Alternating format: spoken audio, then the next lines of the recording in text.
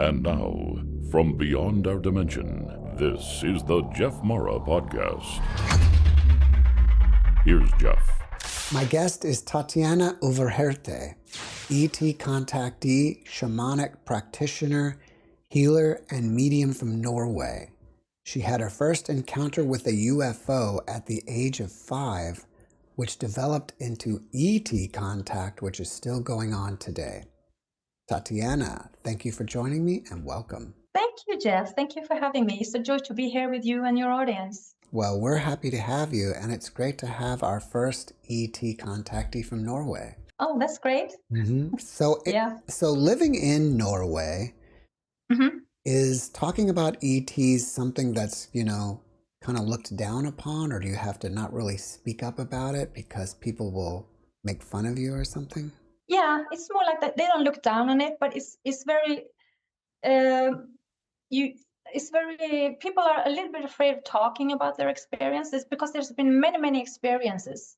I have talked to people about it, but then I facilitate like safe rooms so we can gather and talk about it. But they only do it when they feel it's safe because it's not that accepted, you might say, in the society, and they are afraid of getting trouble with work and stuff like that. So they're holding back a little bit.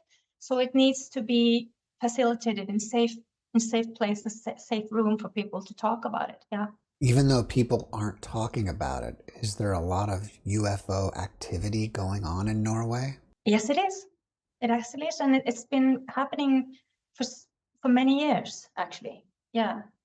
So I have been lucky because myself have had a lot of experiences. So I seeked out people who also has had them, and I used to facilitate like UFO meetings at my home where we talked about it, and people have had amazing experiences all over the country, actually. Yeah. That's fascinating.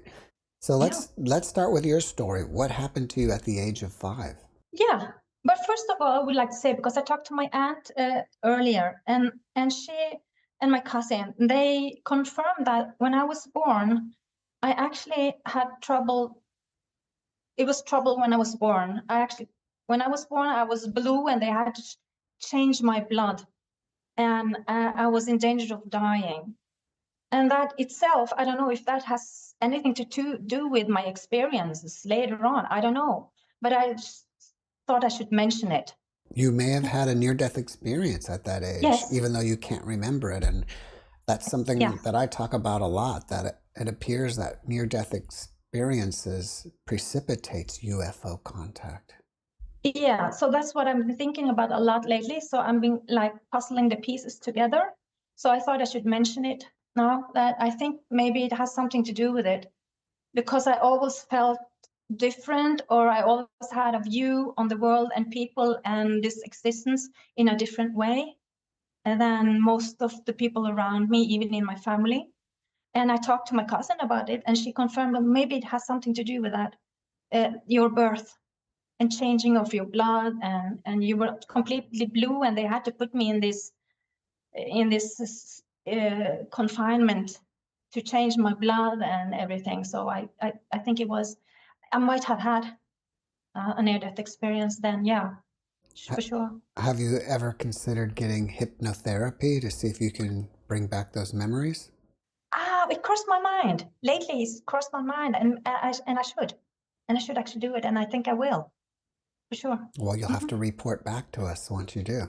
Yes, for sure. I would love to. Yeah. All right. So let's go to age 5. What happened to you? Yeah.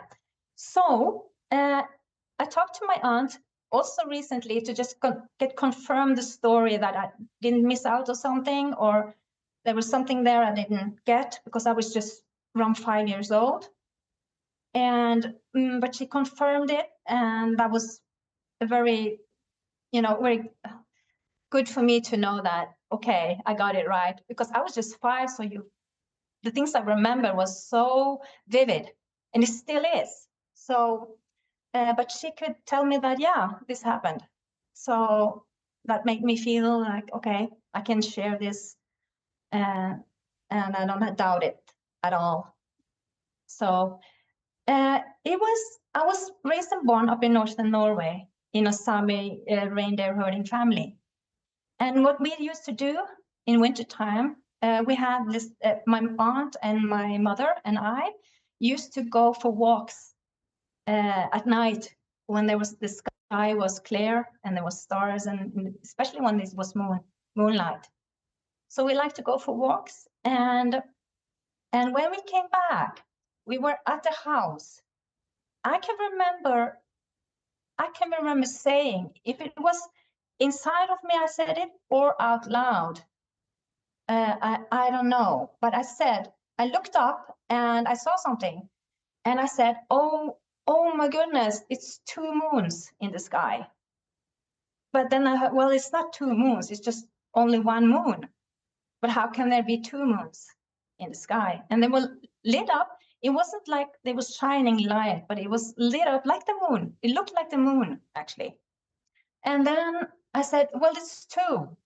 So it's 1 shining light like the moon, but it's slightly oval.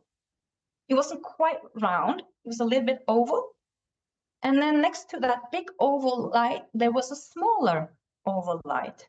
So the smaller one was connected to the big one, and both had the same shape, an oval shape to it. So, 5 years old, looking up, moonlight, thinking going for moonlight walks, I was just, well, good, look, it's 2 moons. Of course, it was not 2 moons. So I just kept staring at this light. I was just mesmerized about this light. I could hear my mother and my aunt talking, like a little bit behind me. They were chatting and talking and wondering what is this, and I could feel that there was tension there. But I was just locked into the light. It was just mesmerizing. I was just locked into it, and I can actually see and feel this shape of this light just ascending towards me. It got lighter and lighter and lighter, and I felt like I was filled with light. And it was amazing. But I think my mother and my aunt got a little bit concerned and a little bit afraid, and they wanted to go inside. But what I remember was I didn't go inside. I was so mesmerized by the light. I was standing there. I was just bathing in this light and looking at it, and it got lighter and lighter. And I had this feeling that it just came up in my mind that, oh, finally they're coming to get me, because I don't belong here. This is not my family. You are my family. So I actually stood there begging them to never leave me again and to take me home. I can remember that's what was my thoughts going on within me. And it made me so happy. And I think now, finally, I'm going to go home. Because I didn't, I was experiencing things, people and things going on in my life and environment, like very difficult. I couldn't understand everything. Couldn't understand why people did and say what they did. This was a lot of things that I didn't agree with. That was difficult. So I was so happy when they finally came. But what happened then is that when I was looking at it, it started to ascend again, got smaller and smaller. And I remember I was just screaming inside. I said, don't leave me. Don't do this to me. Just don't leave me. I don't want to be here. Now you came and you have to take me home. And I just heard within me, it's like a knowingness that they just said that it's okay. We are here. We are always here with you, and we will come and visit. You're not alone. You will never be alone. And that just broke my heart. As the light was ascending, it really broke my heart. Really did. It caused tremendous sorrow. And even if I talk about it now, I can feel that sensation or that sorrow. That is the kind of abandonment, the feeling of abandonment. That was enormous. And I was just screaming inside of myself. It's like, please come back. And they had to reassure me again and again that it was okay. They are there and they will come. So I finally went inside, I think, and then I was just from then, even though I was just 5, I felt that everything changed for me. Something inside of me changed. I didn't feel the same. And then after that, my childhood wasn't the same. I tried to, do as the other children, because I grew up with a lot of my cousins. But it was like I had a feeling of something. I knew something that I couldn't talk about to the others. They didn't talk about this incident, my mother and my aunt, after that. It was just quiet. Nobody talked about it again. So I went through childhood with this longing and feeling that there's something going on here. I don't belong here, and this is not what we family. I have a family somewhere else. And it was quite well. It went well actually in my childhood growing up, but I had this within me that there was something more. What I see and hear and experience is not the only truth, and that something is going on. And I felt always felt different. And I was always a quiet, observing child. I didn't always do what other children did. So that I had a hard time with that, because sometime in growing up, I felt like it's something wrong with me, or what is it? Was it revealed to you later that previously to this life you were an ET? Yeah, actually a starseed. I come from another place. Why did That's what they told me. Why did you come here? Yeah, why did I come here? I come here on a mission. I come here as a part of raising the frequency and the consciousness on Earth and within people, so they can open their mind and open their hearts to that there is something more than just what we see and experience with our physical eyes and physical ears and our bodies. We are more than just a body, and there's more going on. And that we're living on this earth, and it's precious. The earth is a precious jewel for the star beings on the star family have told me this. The earth is precious, and we should take care of it and take care of all life here. And yeah, it's more to life than we think. So they have come to me with a lot of messages up through the years. Yeah. Where are you from originally? Well, I feel since I had contact with these blue beings, and I have taken pictures of them, and when they started coming into my life, I had to go in to ask them, and then I went into a trance meditation, and I was immediately taken on board what I called a starship. And in the chair in front there was a blue being. He had bluish, whitish skin, and he was overlooking the earth. I could see the pictures on board. This is very vivid. It was clearly because I asked the question, and he answered it by showing me. And the thing is that when I come back from the meditation, I scan the whole net to find some picture of that being that represent what I saw. And I did. And it said that because it's a picture from someone else who has contact with these beings. And they said that these are Syrian beings from Sirius. And that confirmed a lot of things for me. So I have also had contact with the Pleiadians, Andromedians, and then the Syrians. Fascinating that someone else saw the same thing. They did. So by seeing the same thing, they got this artist to paint it. And when I saw the picture, it was like, oh my goodness, I've seen the same being. And it confirmed it was from Sirius. So I just call them the blue. And they said that they are watchers. They are watching us and watching over the earth and the time we're in and what is happening in these times. They're watching, and they are like scientists. And they watch, and they write it down everything, or they don't write, but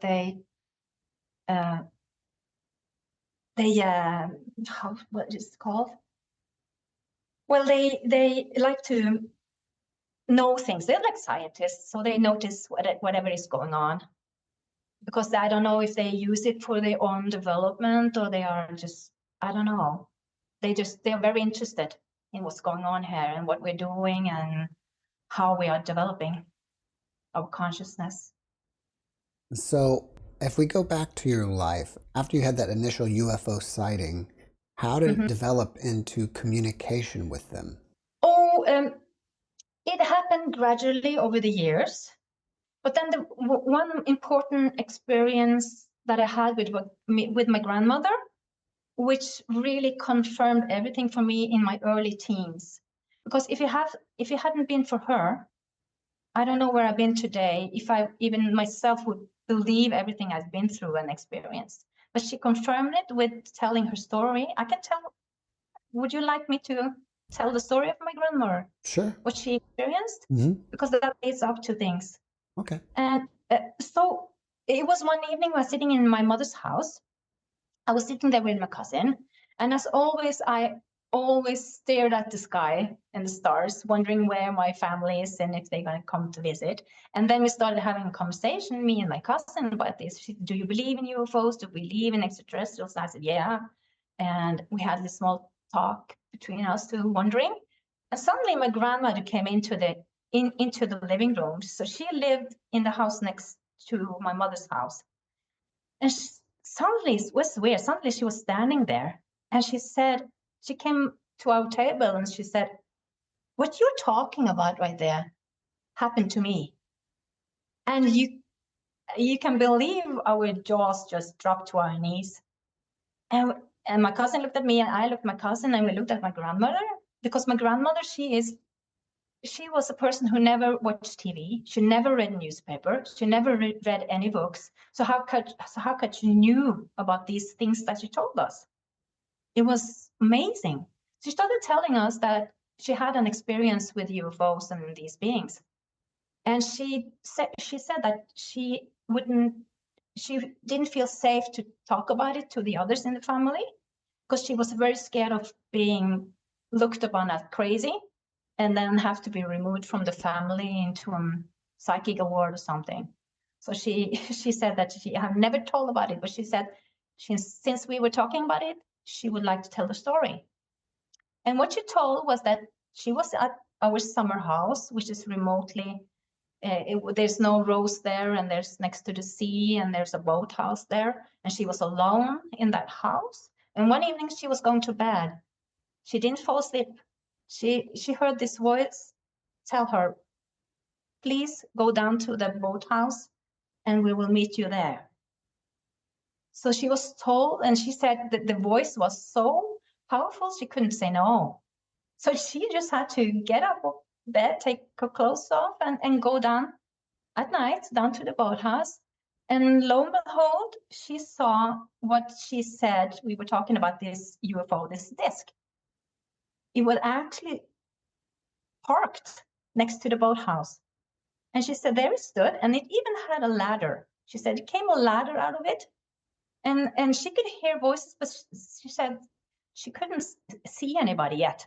So she just did what they told her. So they told her to step up the ladder and go into the vehicle. And she said the vehicle looked like an oval, this classic, you must say classic UFO.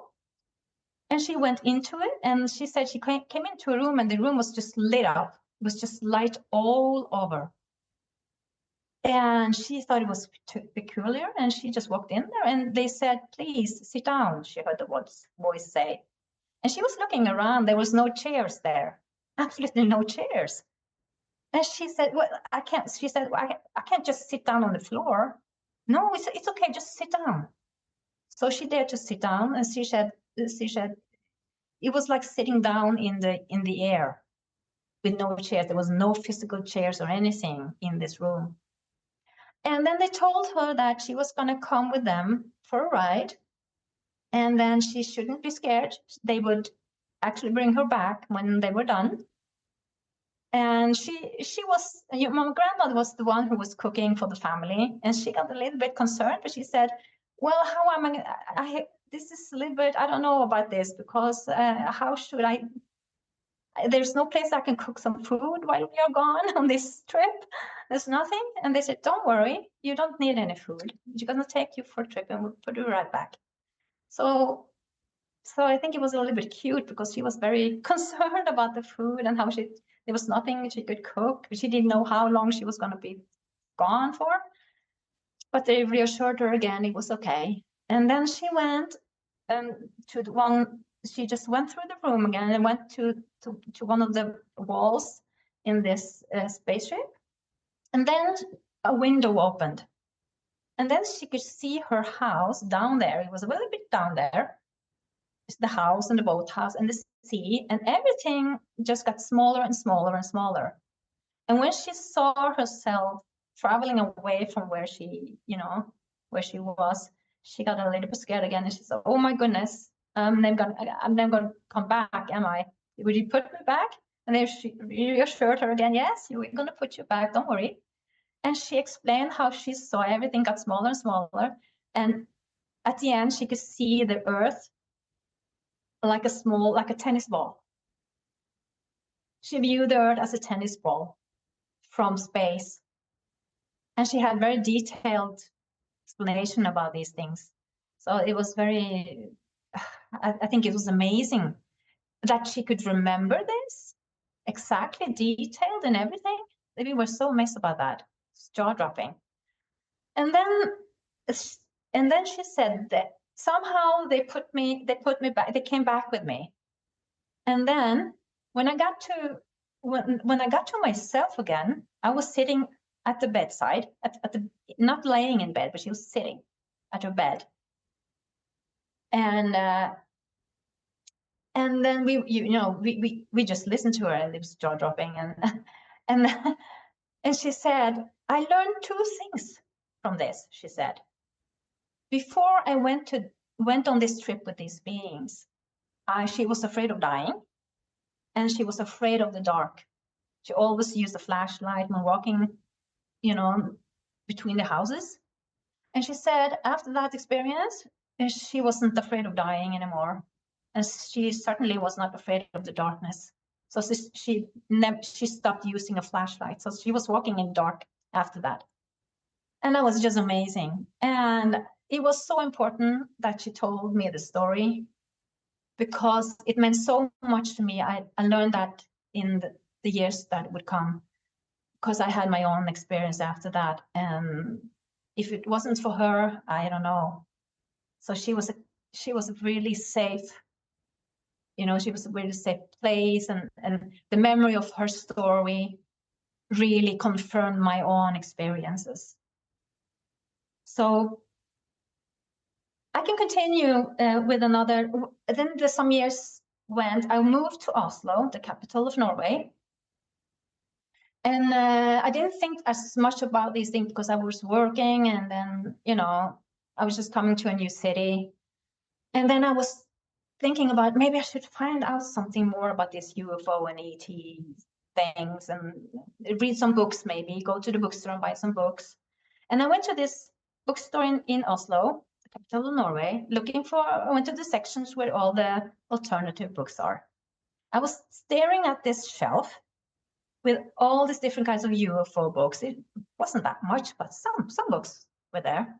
And as I was staring at the books, a guy appeared next. I don't know where he came from, but he just appeared. He was standing there. And I could see him on the side of my eye, and he had like a black long coat with boots and long hair. So I can only see the side of his face. He was just standing there, and I thought it was awkward. And I was just looking at the books, and he said, and he pulled his finger out, touched this book, took it out, and he said, "You should read this book." I hadn't talked to this guy. He said, "You should read this book." So I took the book and I looked at it, and it was about star seeds, and I was like, oh. And I was just turning around to say thank you to him, and he was gone. He was completely gone. And I was looking all over the bookstore, because he had, he was looking kind of special. So I would have seen him, but he was just gone. And I stood there with this book, and I said, okay. It was about how it was about starseeds and how you could kind of like find out if you were a starseed or not. And it was the first book I ever read, and it was great. So that started the whole thing. That I started to find out more, reading some books, talking to people about it. So I had a lot of different kinds of experiences like that. And a little bit later, I worked as an actress on this commercial, and I was on the set. And when they were doing my makeup, I noticed a woman sitting there. I thought she was a part of the participants in the commercial, but she was looking different. She had this long civil blonde hair. She was an elder, and I kept looking at her all the time. It was something I felt drawn to. Then my makeup artist, she said, I have to go and grab something. I will be right back. So I was sitting on the chair, and I could see this lady coming, and I swear that I couldn't hear her walking. It was like she was floating. It was like floating into next to me. And she stopped right before the chair where I was sitting. And as she slowly passed, she said to me, you know, you're not from this earth. And then she passed. And I didn't know what to think about that, because this was a weird situation. I was sitting there, this woman came and she passed, floating, and disappeared. And then the makeup artist came back, and I asked her, who was that lady sitting over there with a long silver hair, elderly looking? And she said, I don't know, I haven't seen any lady with long silverish hair.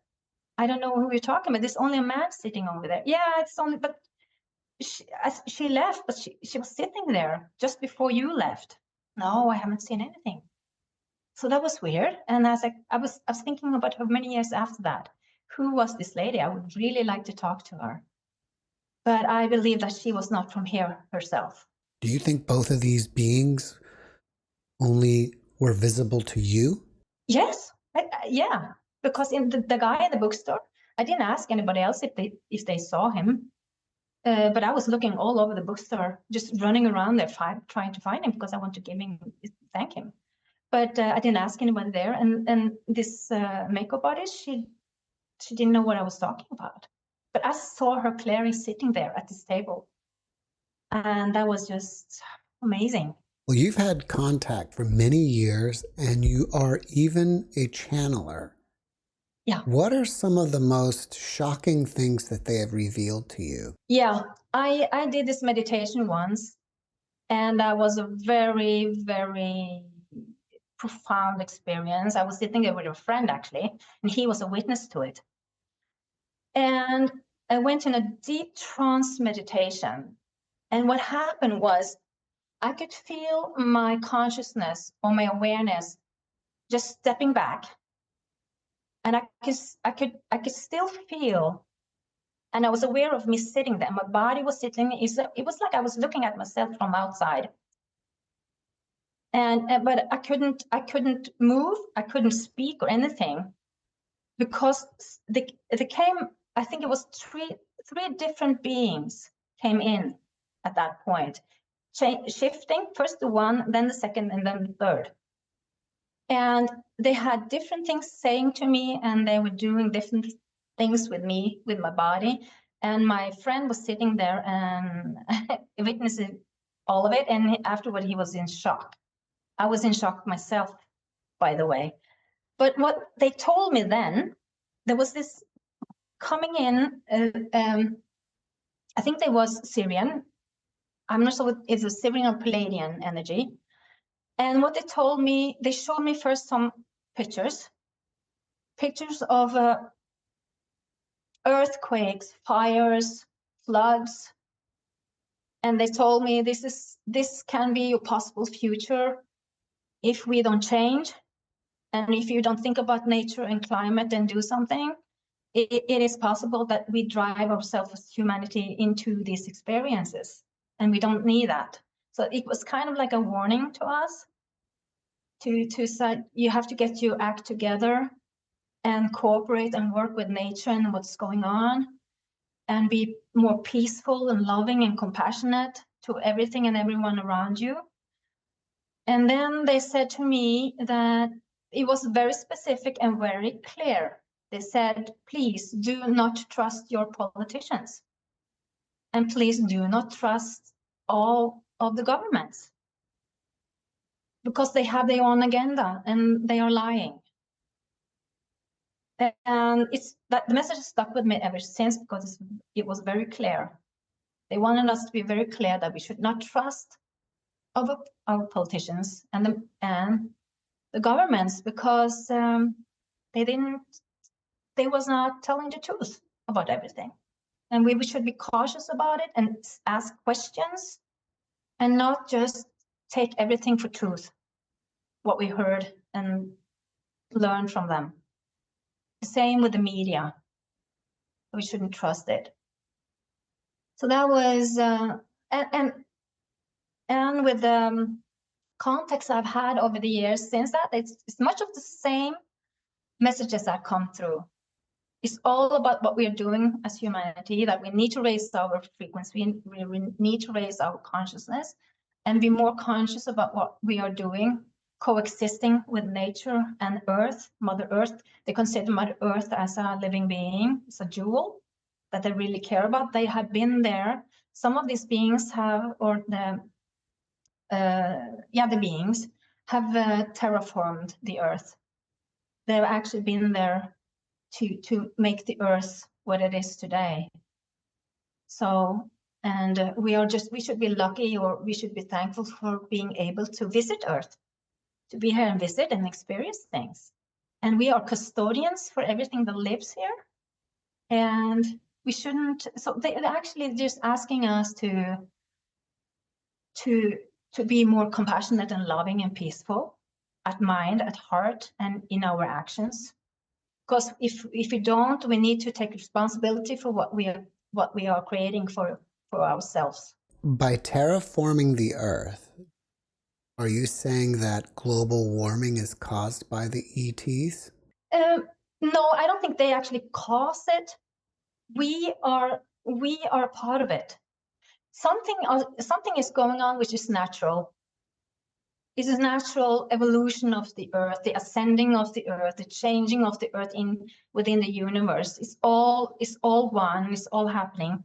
So that's one thing. But we are not helping with what we are doing, our actions, with the pollutions and everything. And of course, it has something to do with it. So we should play along more. We should cooperate on the Earth and nature's premises more.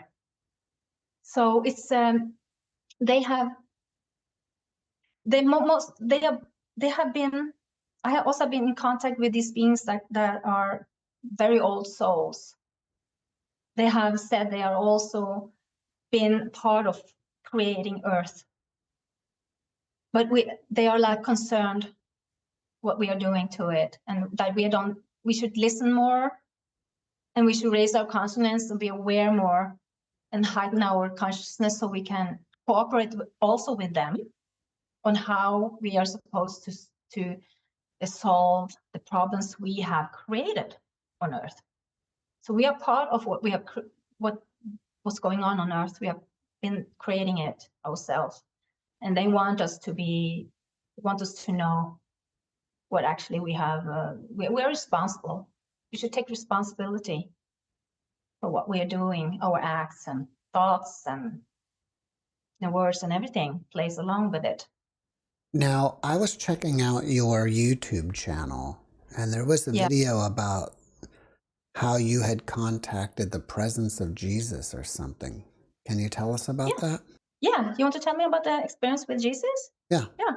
It was first of all, it was then when I was in my early 20s when after I started checking out more books about UFO and ET stuff. I started having a lot of experiences in my apartment. And in between all those ET experience, I also had experience with Jesus. And I don't know if do you want me to tell you about the experience with the ET beings first, or with Jesus only, or both? If you feel like telling us about the ETs first, it's like a backstory to encountering Jesus, then sure. Okay, I'll do that. Yeah, while I was there in my apartment, I had a period of time there with a lot of experiences with them. I was starting to meeting up with them physically as well. You were meeting them physically? They would like Yeah. show up in your apartment or on the street or where? They showed up in my apartment, What did in they my bedroom. What did they look like? Oh, I have a lot of pictures of them. I do have them on my website. Oh, you have actual photographs of them? Not photographs, but I drew after I had experience with them. I started drawing them, painting them, drawing them. Yeah. No, I didn't have any camera at that time, and I had experience when I actually had a camera, a film camera, but then when they came, they shut it down. Wow. Even though I had to make sure that the batteries were charged and everything, they just know, you're not going to film this. This is an experience we want you to have with us. You know, it's personal. It was very personal. Do you have it where you can screen share it? Which one? Just a couple of them, like what you've painted. I think it would be fascinating for the audience to see that. Where do I have them? Can you pull up your website? So I got Tatjana to show us some of her pictures. Tell us about this ET right here. Yeah, and this was a guy that I met in my bedroom. I had, at the time, I was working in the kindergarten, and I started having problems with my hip and my knee at the point that I couldn't go to work anymore, and it was really bothering me. And one night I was going to go to bed. It takes a time before I actually go to sleep. So I often lie there and reflecting on things. And I was very worried about my knee and my hip. And as I was lying there, I could hear this very strong noise. It was like if you take two metal plates and you rub them together. It causes like this metal sound. I started hearing this metal sound, and it got louder and louder, and it kind of entered into my right ear. And it was so loud that it felt like it really hurt my ear. It was so loud, I started hurting my ear. And I was wondering what on earth is this? And as this sound got louder, entering my ear, an energy filled my body. From top to toe, I could feel this tingling energy going through my body.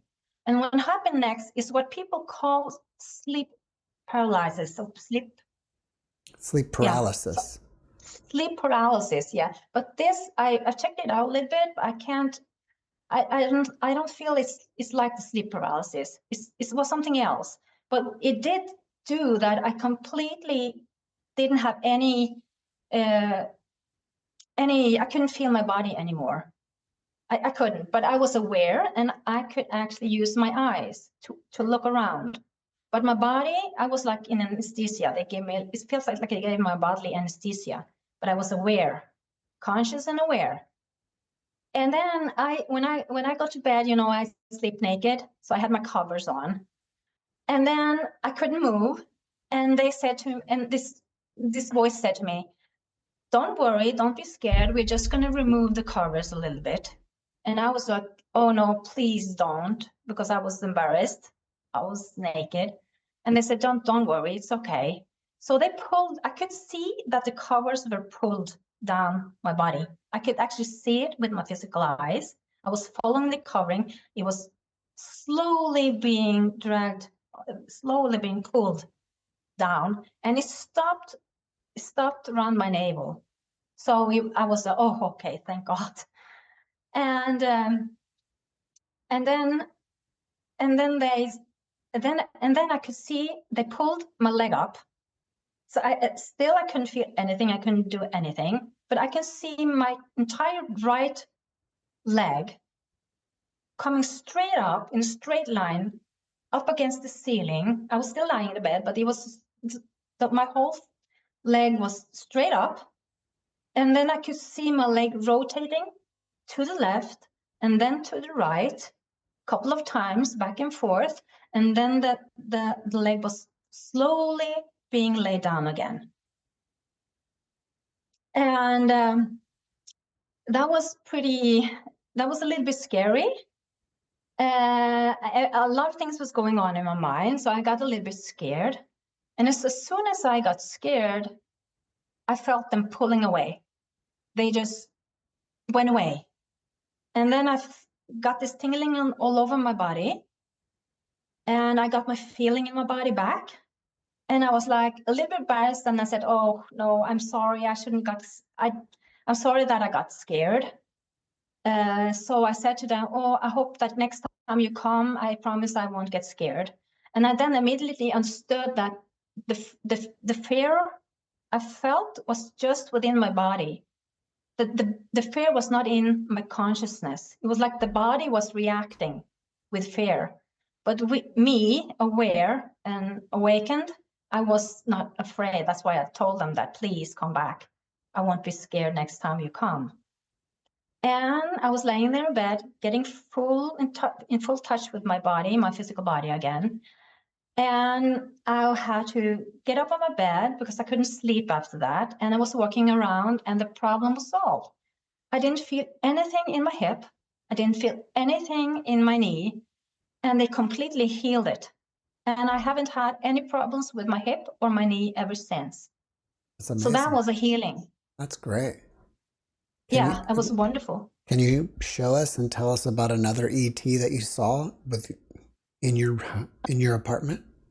I've seen these beings as well. These are the cat beings. Yeah, it looks kind of like a cat-like being. Yeah, they have sometimes shown up, and also when I'm doing the CE5 contact work, and these beings with other people, and I have seen these beings, and we have been several people drawing what we have seen, and we share the pictures of what we've seen, and they're often the same. So it confirms that this being was there, because people that I didn't know, especially this woman, she shared a picture with me that was exactly the same as this being, this cat being. Did you say that this being came to you during a CE5 contact event? Yeah, she came, and some of us could see her standing in the middle of the circle when we were doing the CE5 contact work, the meditation. Wow.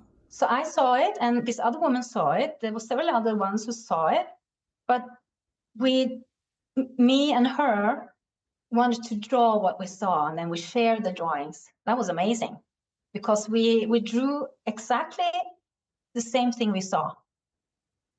So that was amazing. Where were you doing the event? Like out in a forest somewhere? No, we were actually inside this building, because this was a place where people could meet up and have talks and speaks and doing different alternative things like healings and everything. So we used to gather there. So this being just materialized. Yes. Wow. In the middle of our circle. Yeah. She did. Yeah. All right. Do you have any others that you'd like to share? Let me see. And this is another kind of cat being with blue eyes, though. Mm-hmm.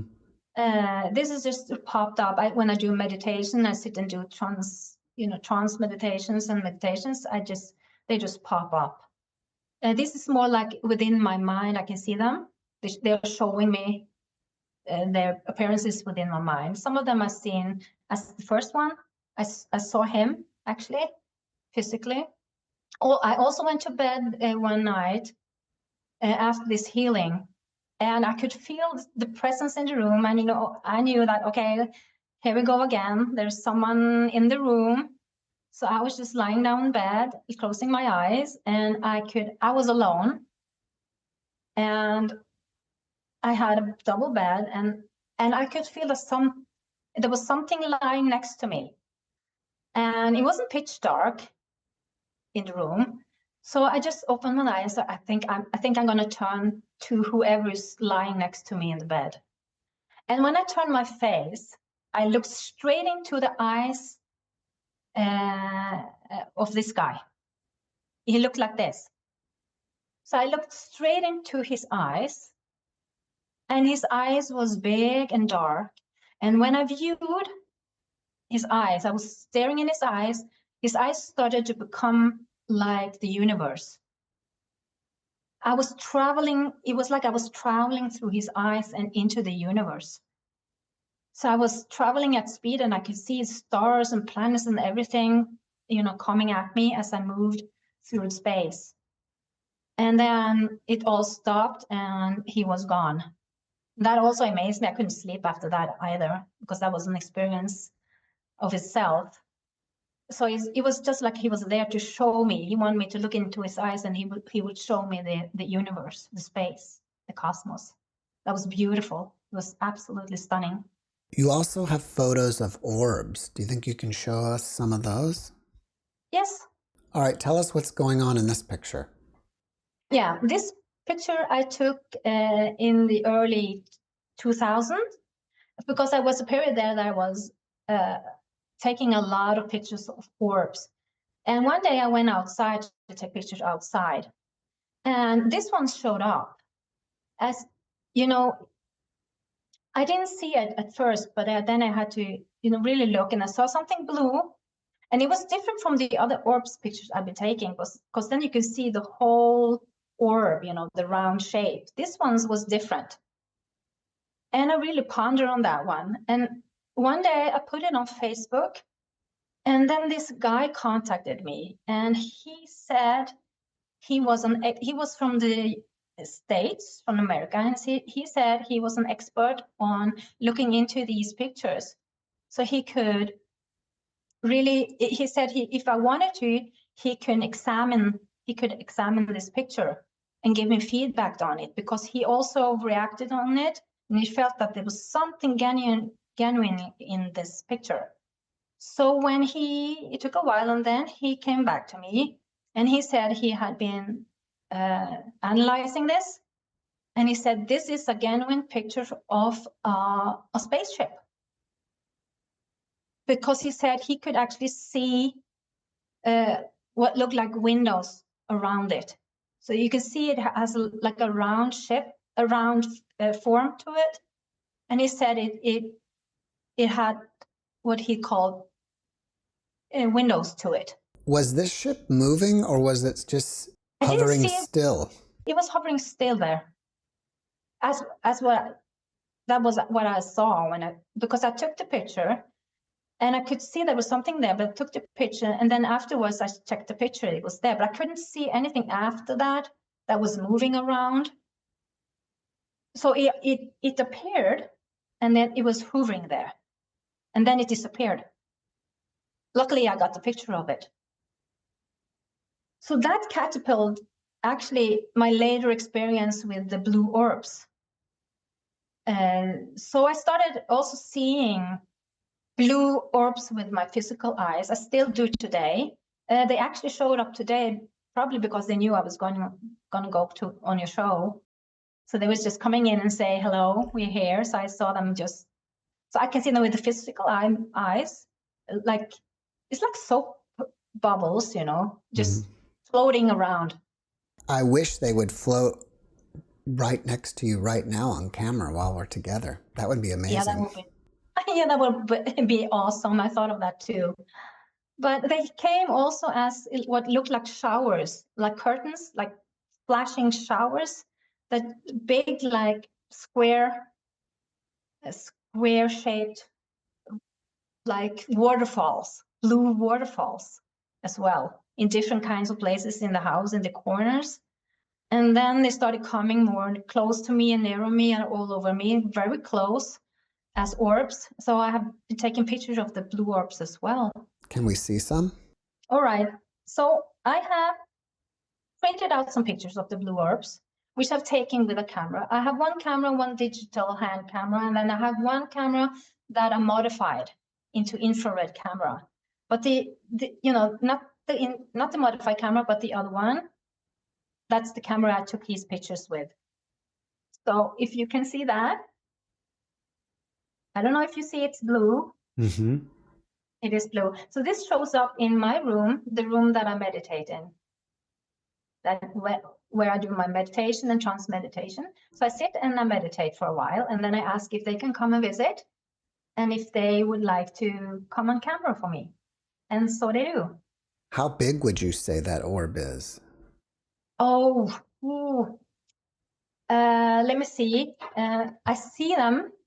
I can. They are big. When I see them, also with my physical eyes, they are about like this, big, like a tennis, bigger than a tennis ball. And sometimes they stretch and get really big, and sometimes they get small, like a blue, sparkling light as well. So they change in size, actually. So this is another one. Actually, this is my curtain, because it is a curtain. Right. And this is the blue one. Yeah, it's a great picture. Yeah, they appear when I ask them to, if they can come. I ask them nicely if they can come and if I can take some picture of them. So yeah, and this that's the blue ones, and I also taking picture of a golden one. Mm-hmm. And then if you can see closely, maybe you can see it so close, so clearly here, but inside is a shape of what looks like a Buddhist sitting and meditating. So this is a golden one. And it showed up in front of a picture I have of a face of a Buddha. I had a wall picture of Buddha, and it showed up in front of that. So that's quite extraordinary. It is. I think. Yeah, I am very happy that they would come, and I have some others too I want to show. This was very, very bright. Yeah. Very bright. That's in your house? Yeah, that's it. That's in my room, in my meditation room. That's where it happens. So I sit there at night sometimes, and I said, I'm going to meditate, and I ask if you can come in and show yourself. And they do. Do you think that different beings come every time, or it's the same being appearing as different orbs? I think they're different beings. I think they're different. Different beings, actually, because I can feel the energy also. Some are very light, happy, childish, very, joyful, and some are very serious and more wisely. So they come with different signatures as well, which is interesting. Do they ever communicate with you? Yeah, sometimes they do. In what way? Telepathically. Yeah, they send me thoughts telepathically, and I am also clear cognitive, so things just pop up. It's like wisdom, or like wisdom packages, you might say, that comes. And sometimes I know that it's coming, and it might take some days or weeks for me to integrate it, and then it can come through me with words, what they want to express. I know that they have given me something, but for me it takes some time to kind of like integrate it, so I can actually take it in, take it down, and express it through automatic writing or just thoughts. So sometimes I have to run and grab some pen and paper and just write. And there comes the message from, a few days ago. Do you think that all ETs are interdimensional beings? And that's how they get here, and that's where they are? They're here, but I mean in another dimension, and then they just kind of phase into ours and then phase back out? Yeah, that's how I experience them, doing actually exactly that. Yeah, they are here. We can just, we're not aware of it. Our consciousness can't comprehend it always. Our eyes, physical eyes can't, but some of us can see them, feel them. They're coming in, phasing out, they're materializing and dematerializing. Yeah, absolutely. All right. Do you have any other pictures? Well, yeah, I have some others. It was very interesting. And they came and they came as a cross. Mm-hmm. That's interesting. So that's how they show up. See the same curtain, same place as the blue one, but this is white. And then this one, which is that they're moving. You see that it looks like it's several orbs in one. Right. But it's actually like moving in the same spot. It's like they are doing something. I don't know what, but they like to show off sometimes. They have fun with it. And I have fun with it as well. So it's a lot of fun time with them when they show off like that. I really enjoy it. So I'm very grateful for them coming. That's great. Showing themselves and communicating. Yeah. Well, we never talked about your activity with Jesus. I was just thinking about that. And I was just going to ask you, should I tell you about that or Sure. tell you guys about that? Yeah. In the middle of all the ET experience I had in the apartment, there was a lot of them. And in between there was one night I went to bed as usual in the same room, same apartment, and the same thing happened. I got this feeling of not being in contact. I got really paralyzed, my body, but I was aware, could look around, couldn't move ahead, just look around. I was aware that I was aware. And I said, okay, here we go again. What's going to happen now? Who's going to come now to visit? And I was lying in bed, and then I could see at my right side next to the bed something materializing. First very, very faintly, and then stronger and stronger. And suddenly I saw somebody sitting there. So I used my eyes and I looked to who was sitting there. And it was mesmerizing. What I saw, it was not a doubt in my mind who that was. It was, I knew immediately who it was. And I can explain how it looked like. He showed me exactly how it looked like. He was sitting there on his knees, because I know the height between my bed and the floor, closely. It was like a half a meter from me. So when I turned my eye, I was practically looking straight into his face and into his eyes.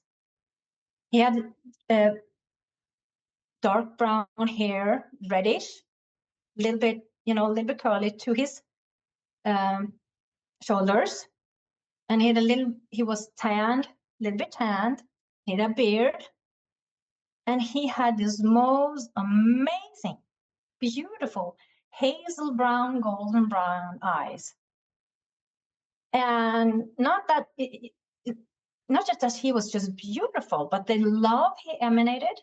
He was looking at me and he was turning his head a little bit like this, as you do when you look at a child, when you admire and love a child, you turn your head like this and you look at.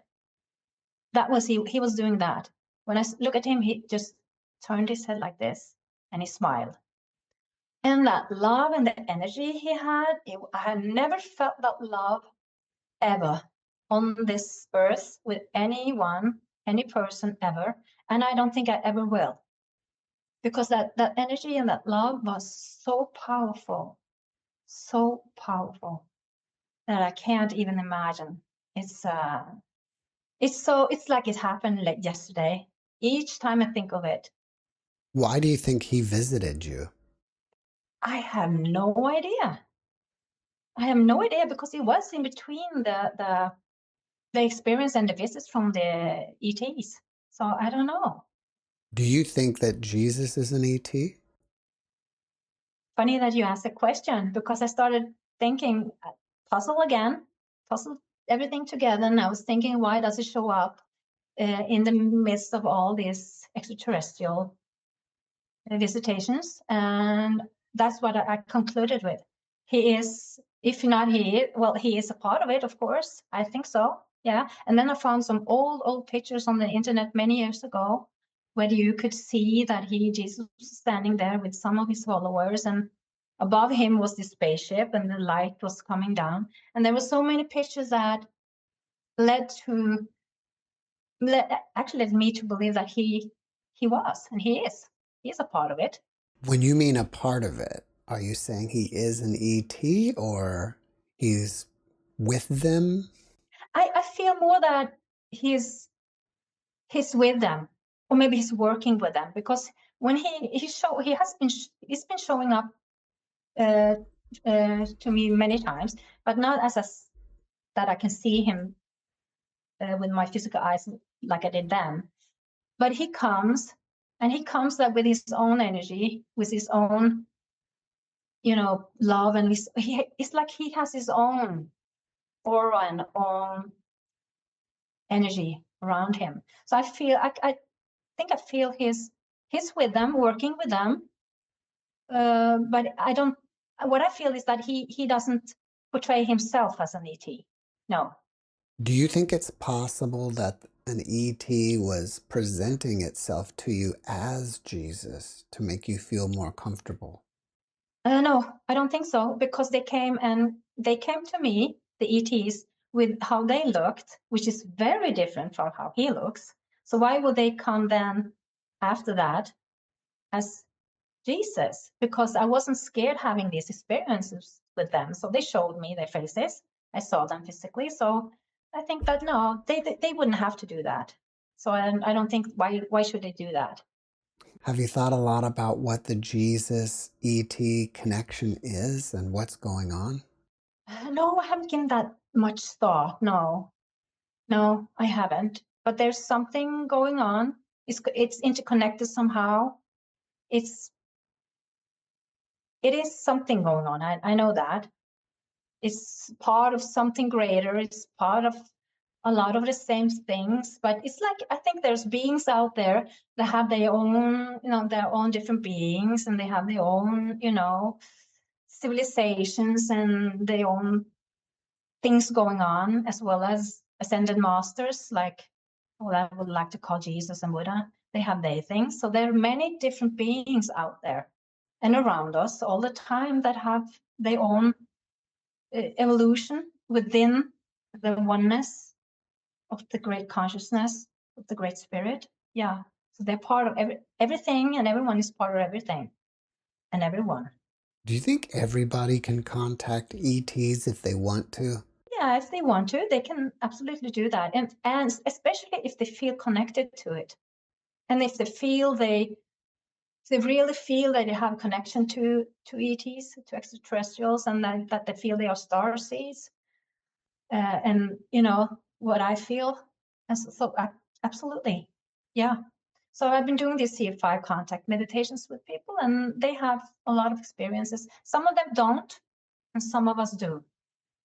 So yeah, it's more what you resonate with, where you vibrate, where your frequency is as well. What you're drawn to. Is there a place where people can find those CE5 contact meditations? That I do? Yeah. You mean? I haven't put them on any social medias or network yet. I only do them physically with people through conferences. Me and a team, we are doing conferences here in Norway, and we're having one conference in April. When in that conference, we are gonna concentrate and focus on doing these meditations for contact. So, and as I said earlier, I used to do them at home, gathering people who wanted to be with me on these contact meditations, and we did them. We had extraordinary experiences.